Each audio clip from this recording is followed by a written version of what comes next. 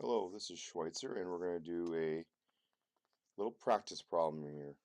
Probably about a 15-minute practice problem for a typical projectile motion problem. Alright, so for starting off here, we're going to run typical scenario, bullet shot off a cliff horizontally at a velocity of 22 meters per second. Alright, and you'll be pausing this video to try it on your own. Alright, so your first objective here is I would like you to, one, sketch a picture of it.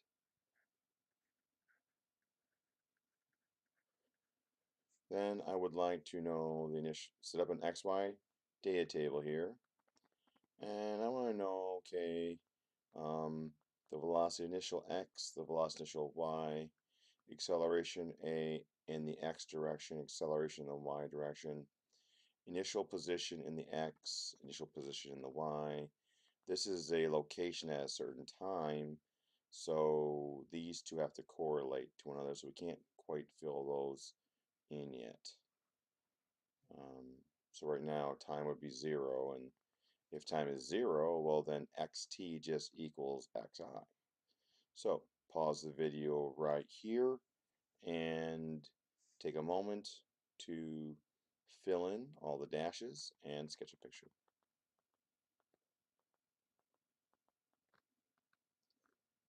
Okay, sketching a picture here. We have essentially cliff. Cliff is 20, saying it's 20 meters tall from bottom to top. And we're going to shoot a bullet essentially off this guy here, and it's going to do this and impact the ground. Velocity initial in the X is 22. Velocity initial in the Y is 0. Acceleration in the Y is negative 9.8. Acceleration in the horizontal is 0. Now again, a, a, a bullet fired from a gun is going to accelerate down the barrel of the gun.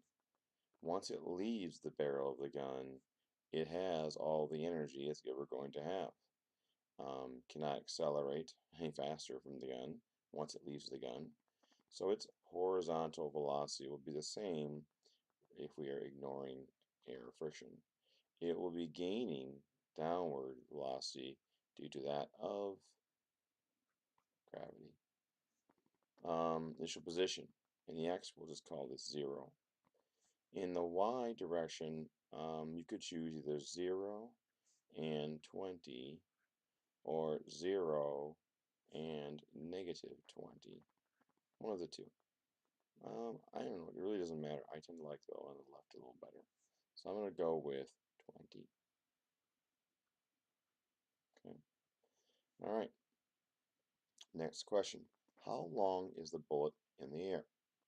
Pause the video. Talked about what factors affect this.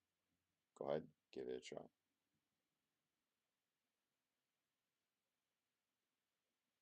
Alright, so how long is the bullet in the air?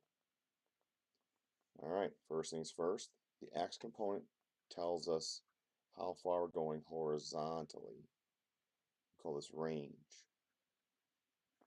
The Y component tells us time in air. Typically, one of the first things I saw.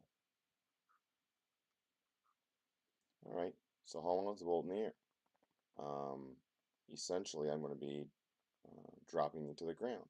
How long does it take to drop to the ground? The X and Y components are completely separate, so I'm going to use this guy. Distance equals xi plus vit plus 1/2 at squared. The distance I'm going to drop to, this is xt, this is where I want to end up.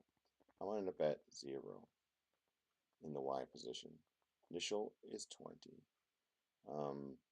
Plus initial velocity in the Y direction is 0.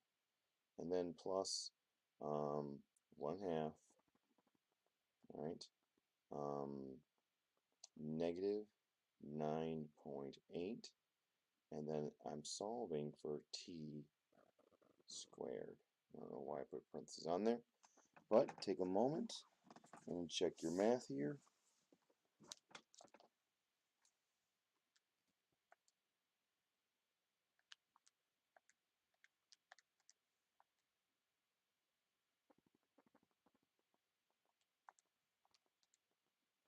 Got 1.41 seconds. Got that? Congratulations. Okay. All right. If a bullet was shot faster than 40 meters per second, how much longer, how long would the bullet be in the air? Here's the deal. That only, okay, take a second. Think about it for a second. Pause the video. What do you think? All right. So think about it. Come up with an answer. Maybe would it be longer? Would it be shorter? Would it be the same? Turns out this value is only going to affect this value right here. If I bump this up to 40, did that affect any of the numbers that we are going to have here for time in air? The answer is same. The time is going to be 1.41 seconds. Okay. All right. Question number 3.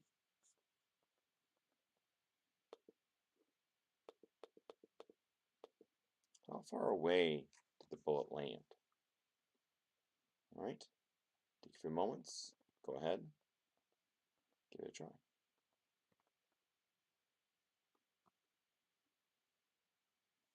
All right.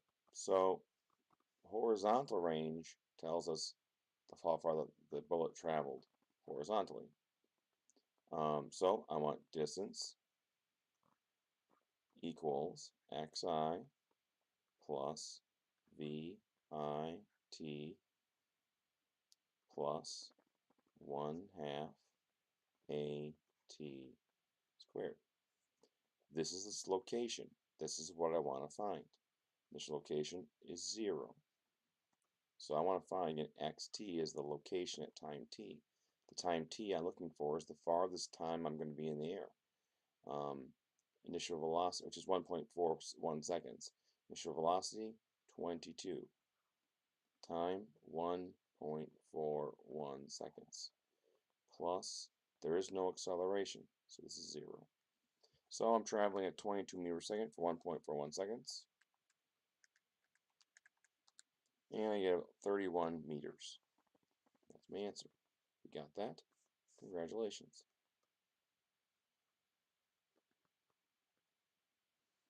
All right, next question. Getting a little bit tougher here as we go. What's the velocity of the bullet as it hit the ground? I'm not talking about the y velocity. I'm not talking about the x velocity. I'm talking about the resultant velocity. So I want to make sure I clarify this. What is the resultant?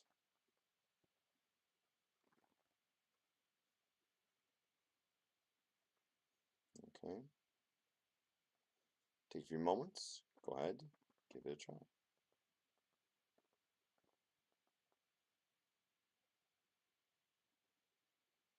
All right. Hopefully you had a chance to give that a try. All right, 2 vectors. I have an x vector with a velocity in x, and I have a velocity in y.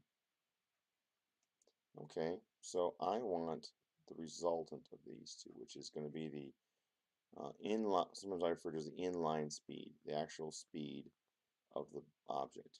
Now the velocity x is pretty easy, it's just 22. It's never changing. The y component, however, is getting bigger and bigger and bigger as it's in the air longer and longer.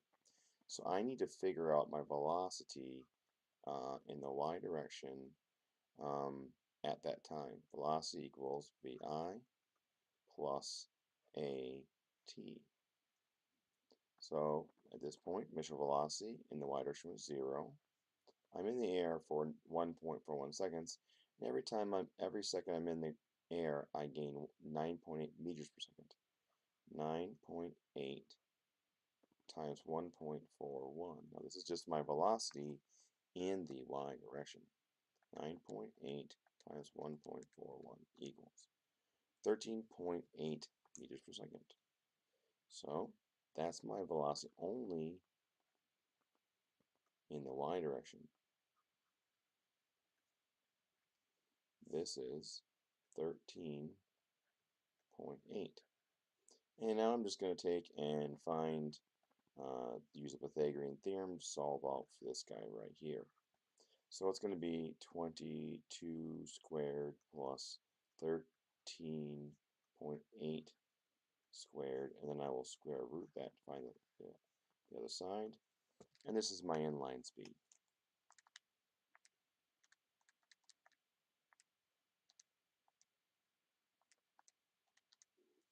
25.9 is my inline speed.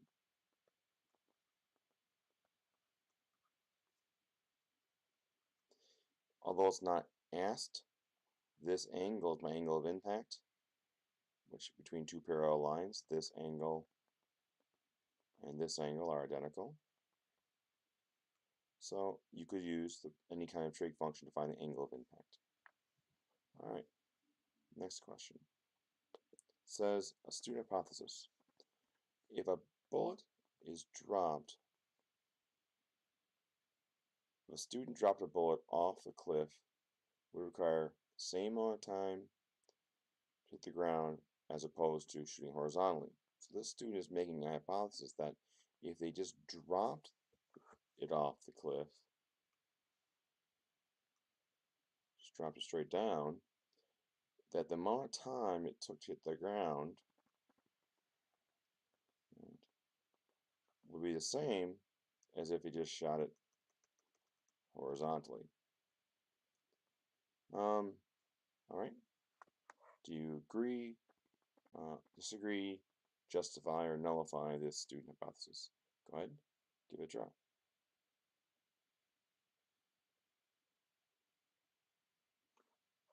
Okay. The answer to this hypothesis is that it is true. Again, the only real difference here mathematically is that we would, by just dropping it, our x velocity would just be 0. Now again, we never used anything of the x component to get time in the air. All we did was use the y component. The height of that cliff is what determines the time in the air, not how far you're moving horizontally. Now this is an example that sometimes just baffles kids' minds a little bit, especially if you're hunters. So let's think about this for a second. Let's draw a picture of this. Okay, lots of kids around Hortonville here are hunters. So let's take a moment and let's look at the impact of this. If you have a person who's standing on the ground and fires a rifle at a, let's just say, a deer. I could draw a deer, maybe. And the bullet travels, out of sight, and it just appears to go straight across. If you shot a bullet horizontally, okay, or if you dropped a bullet straight from the muzzle, straight down, both of these bullets hit the ground at the same time. Okay. So, again, think about that for a second. If you've ever fired a gun, that bullet's traveling that fast, it's might have a whole bunch of x velocity, but the velocity going down, okay, starts out at 0, accelerates at negative 9.8, and only has this distance to cover. The same thing as if it were this bullet right here. Okay. Alright, so that's just an example of a problem. We'll have more problems to come here, obviously, but this is just an introductory problem. Hopefully you were successful. Thank you.